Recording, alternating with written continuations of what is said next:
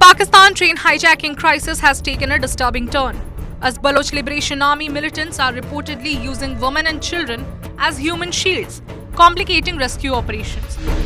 Despite these challenges, security forces have managed to rescue 155 hostages from the hijacked Jafar Express, which was traveling from Quetta to Peshawar when it was attacked on Tuesday. According to official reports, approximately 450 passengers were aboard the 9-carriage train when Baloch Liberation Army militants bombed the railway track before storming the train and injuring the driver. The militant group claimed responsibility for the attack and issued threats to execute hundreds of passengers if military operations were launched against them. The ongoing rescue operations have resulted in 37 passengers being injured and evacuated for medical treatment. Meanwhile, security forces have neutralized 27 militants, up from the initially reported 16. The use of human shields represent a particularly troubling development in this crisis. By placing innocent women and children between themselves and security forces, the militants have created a tactical situation that significantly complicates rescue efforts.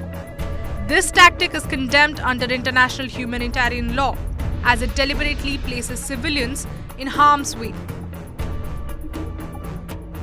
Reportedly, survivors of the hijacking have shared harrowing accounts of their experiences. They stated there was gunfire, but by the grace of Allah, the army and FC personnel brought us to safety. Another described the terrifying nature of the ordeal, stating, "I can't find the words to describe how we managed to escape. It was terrifying." The Baloch Liberation Army has a history of insurgent activities in Pakistan's Balochistan province, where they have conducted numerous attacks against what they consider symbols of the Pakistani state, including infrastructure and security forces.